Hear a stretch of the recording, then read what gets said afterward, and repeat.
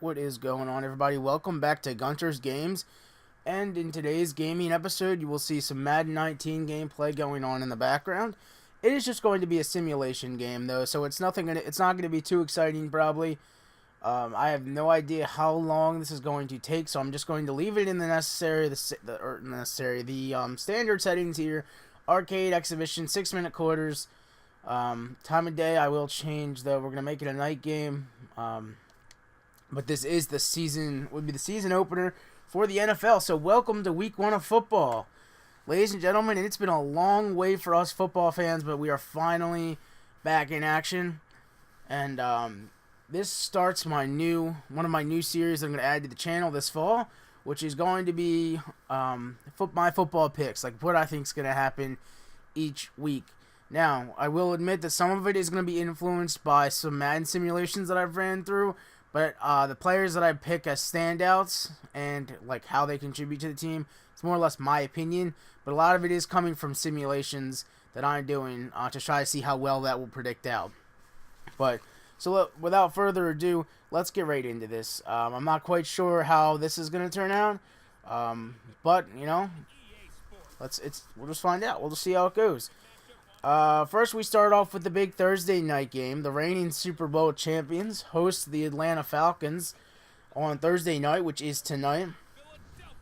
The final score, in my opinion, it's going to be a high-scoring affair, a very offensive battle in Philadelphia.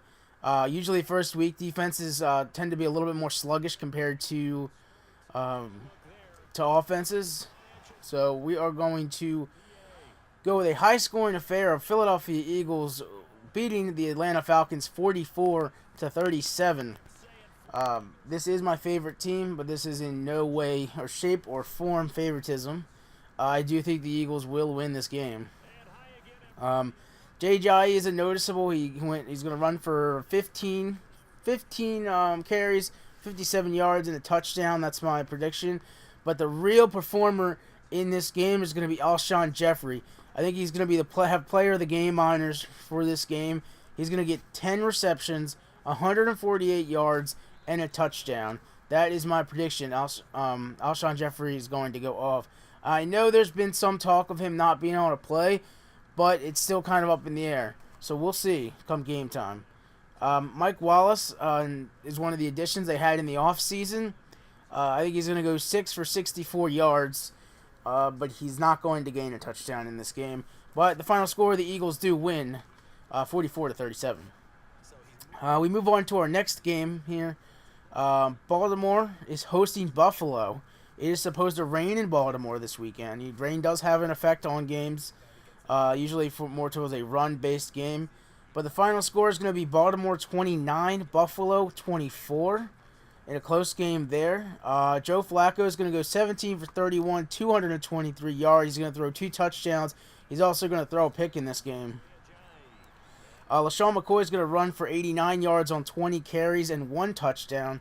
And then Charles Clay is going to have 6 receptions, 48 yards, one of the more noticeable receivers on the bunch. Alright, so going on to our next matchup here. Pittsburgh will be going to Cleveland. Pittsburgh has won 6 straight competitions against Cleveland. So in my opinion, I don't think anything else is going to change. I think the Steelers will win this one 31-28. It's supposed to be a rainy day in Cleveland as well. So we will see how that affects it, but I think the Steelers will take home that W there. Tyrod Taylor's going to throw 20 for 35 with 297 yards, 2 touchdowns. It's going to be the better of the 2 quarterbacks. Big Ben, though, really close up there. 21 for 29, 235 yards, and 2 touchdowns himself. Carlos Hyde's going to be the better back at 14 carries, 64 yards, and a touchdown there. And Antonio Brown is going to have an Antonio Brown day. 9 receptions, 81 yards, 2 touchdown scores to lead the Steelers to a 31-28 victory. The next one we go to is the Bengals versus the Colts. Cincinnati goes into Indianapolis for this one. It's going to be Andrew Luck's first game in 616 days. That's an incredible stat right there for Andrew Luck.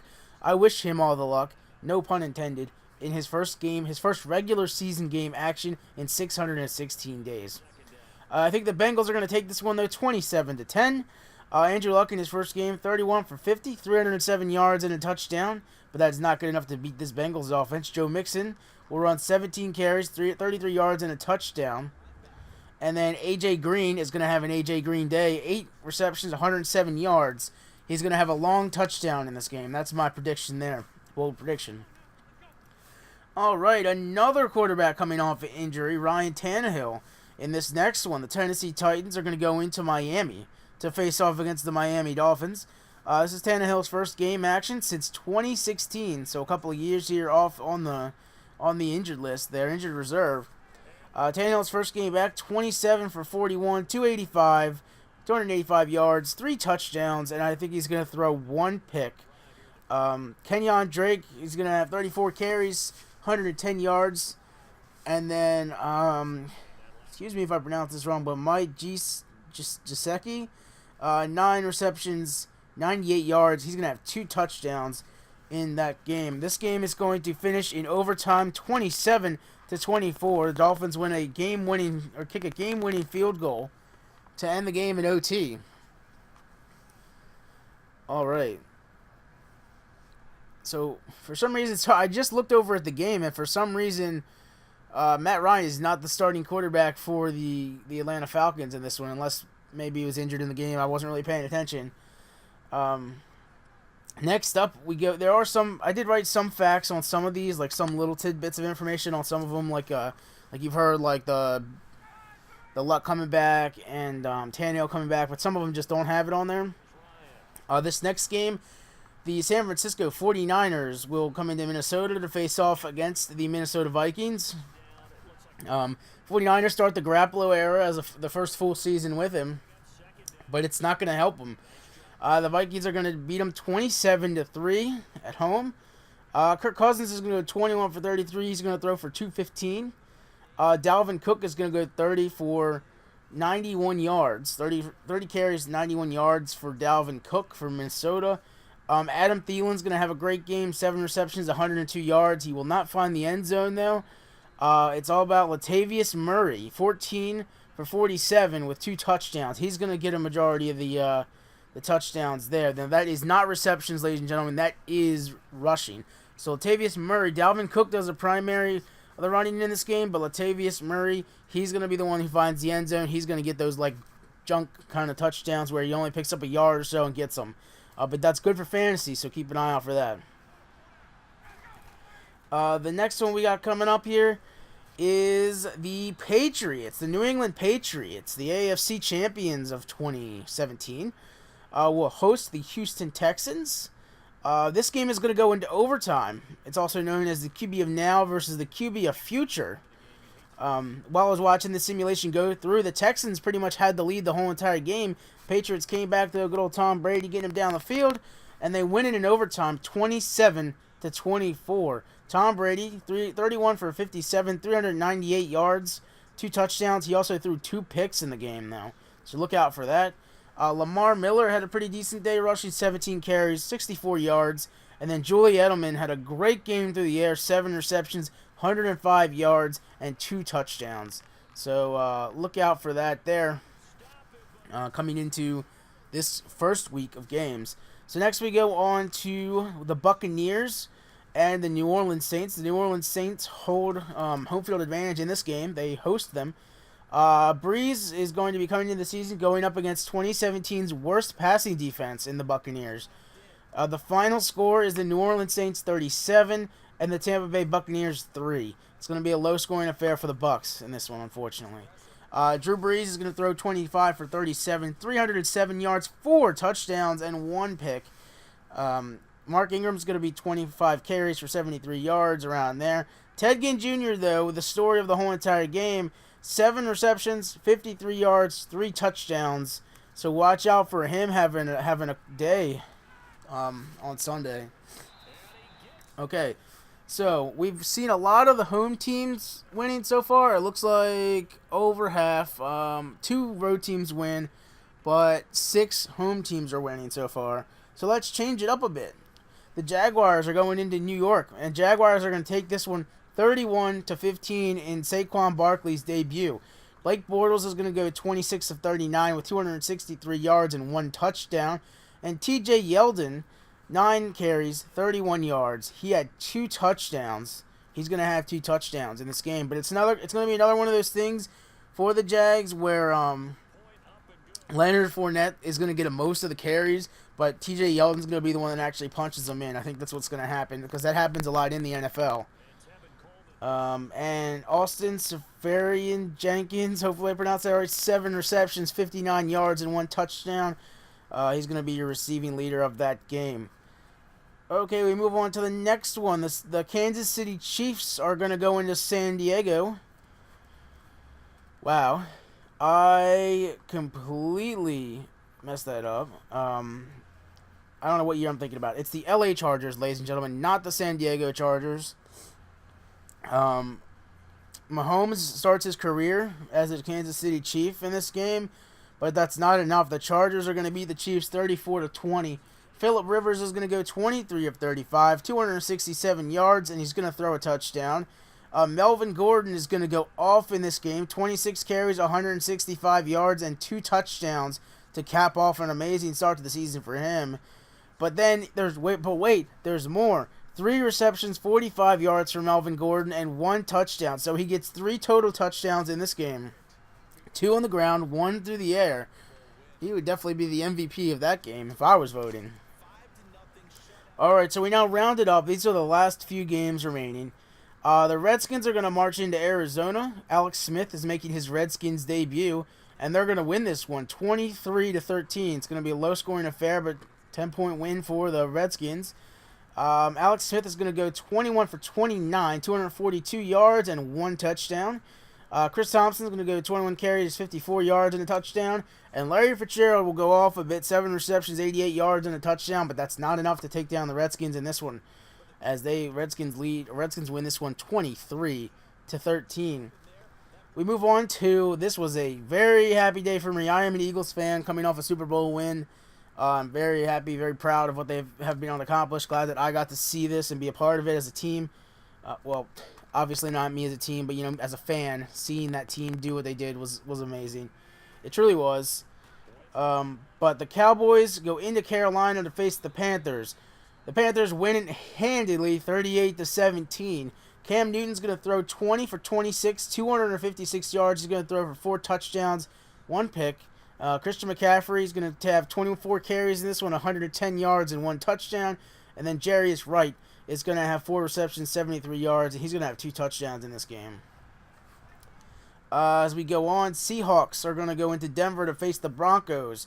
The Broncos are going to win this one 23-13. Case Keenum's going to throw 23 for 38, 261 yards, and 1 touchdown. Rashad Penny, 13 carries, 39 yards. He's going to have a touchdown. And Deshaun Hamilton, 4 receptions, 58 yards, and he's going to have a touchdown as well in that game. Final 3 games coming up. The Chicago Bears are facing off against the Packers, another divisional game. This is going to be a very good game to watch, but the Bears are going to win it. The Bears are going to come out on top 31-28. Aaron Rodgers is going to have himself a day, though. 32 for 50, 386 yards, 4 touchdowns, 1 pick. Jordan Howard is going to be 12 receptions for 118 yards. He's going to have 2 touchdowns on the ground for the Bears. And Randall Cobb is going to go 13 receptions for 143 yards. He's going to have 2 touchdowns for the Packers. But that is not enough to beat the Chicago Bears as they take this win 31-28 with their newly acquired player, Khalil Mack. Last 2 games, this one's a very low-scoring affair between the New York Jets and the Detroit Lions. Sam Darnold is the youngest Week 1 starting quarterback since the merger. Wow, let me start with that a couple more times. But the Lions are going to win this 19-12. Stafford's going to go 25 for 35, 268 yards. He's also going to have a rushing touchdown. 2 rushes, only 7 yards, but he is going to take that into the end zone for a touchdown. Oh, man. I don't know why. Well, how could they do this to me? Quincy. I'm just going to call him Quincy Nueva. Oh my God, that was awful. I don't even know. 9 receptions, 108 yards, and a touchdown for him. We're just gonna call him Quincy E because that sounds pretty lit. We're gonna go with that. In the final game of the NFL Week 1 list of games, the LA Rams go to Oakland to play the Raiders. I think the Rams are going to take this one 36-22. Jared Goff is going to go 26 for 36, 260 yards and a touchdown. And Todd Gurley is going to go off 25 for 132 yards and 1 touchdown. Robert Woods is going to have 8 receptions, 65 yards, and a touchdown. That wraps up the scores for this week. My predictions and my playmakers for each team are as was determined before. My offensive player of the week. Now, after making this video, this took a long time to go through these simulations and come up with these predictions and everything. I'm going to be honest with you. It took a while. But I think I'm going to add defensive stats maybe. Like maybe the top defensive player from each team. Not from each team, but from like the whole entire game itself. And then pick defensive player of the week. Because I picked offensive player of the week. The offensive player of this week is going to be Aaron Rodgers. He threw for 32 attempts, or 32 completions, 50 attempts, 386 yards, 4 touchdowns, and 1 interception. Defensive player of the week is something that I have not looked into yet, but I'm thinking I'm going to look into it next time. Just as another thing to add to it, another thing to add to the video. But these are my predictions. I'm going to keep track of these and see how many I get right based off of these simulations to see how it goes. This is a pretty long video. I didn't know it was going to be this long, but I hope you guys have enjoyed so far. I'm going to continue to do this each week no matter what. If it's well received, cool. You know, I look forward to making these each week. Either way, you know, they're getting out there. So, I hope you guys have an amazing week. I will be uploading a couple videos within the next couple days because I got off track a little bit, so I got to make myself up for it. But this is the start of this series. I'm going to get back to my Fallout series as well. And, you know, I really do look forward to moving forward with this, like, prediction thing. I hope you guys care for it. You know, feel free in the comment section below to leave your feedback, leave your guesses, leave your Super Bowl predictions, any kind of predictions, MVP, anything like that. Feel free to leave that in the comment section below, you know. Whatever floats your boat with it. And remember to rate, comment, and subscribe. If you have any feedback, you know, you like to give me, shoot me a little comment on there. Make sure to turn on that bell, too. I know the subsystem in YouTube is a little bit different now, so make sure to turn on that bell so you know when I upload. And I will see you guys in the next video.